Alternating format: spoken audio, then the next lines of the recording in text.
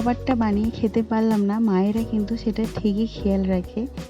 তো আমি এখানে মাদের বাড়ি এসেছিলাম, তো আসা মাত্র মা আমার পছন্দের খাবারগুলো বানাতে শুরু করে দিয়েছে। যদিও আমি এখানে এসে খুব একটা বেশি থাকতে পারি না, তো যে কটা দিনের জন্যই আসি না কেন মা চেষ্টা করে আমার পছন্দের খাবারগুলো এক এক দিনে একটা দুটো করে বানিয়ে ফিনিশ করার।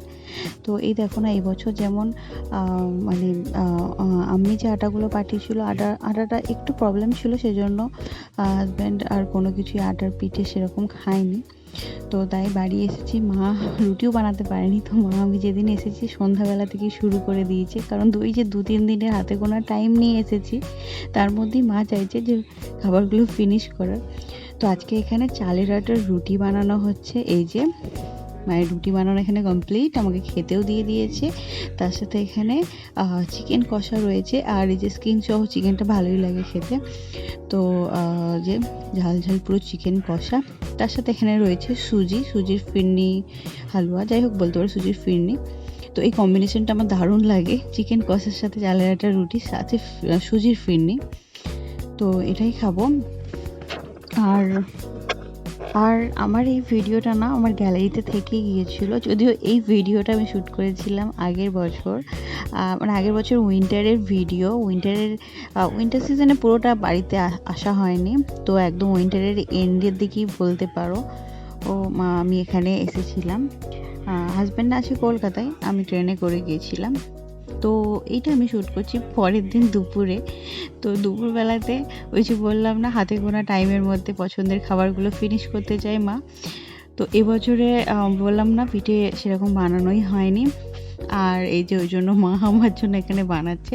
আমি কিন্তু কালকে চলে যাব, তো সেই জন্য এখানে মা বেশি করেই বানাচ্ছে যাতে জামাইয়ের জন্য পাঠাতে পারে। এই যে এখানে পিঠা বানানো শুরু হয়ে গেছে, দুপুরের প্রসেস। তার সাথে আমিও মাকে একটু বসে হেল্প করে দিচ্ছিলাম।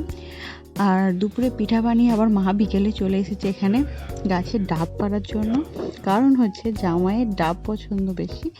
তো সেজন্য যখনই আসি মা চেষ্টা করে এরকম গাছ থেকে ডাব পেড়ে দেওয়ার। তো এটা আমাদের আগে আমরা যেখানে যে বাড়িটায় থাকতাম, তো ওই বাড়িটারই গাছ।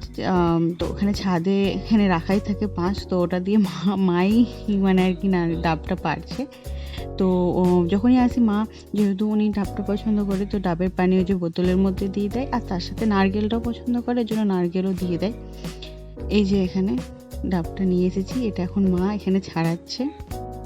এই জন্যই বলে শ্বশুর বাড়ি জামাই আদর একটা আলাদাই ব্যাপার।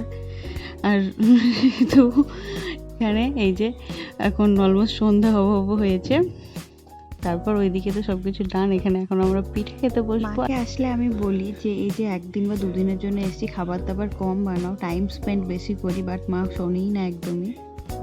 তো এই পিঠাটাও বানিয়েছে, দুটি একসাথে করেছে।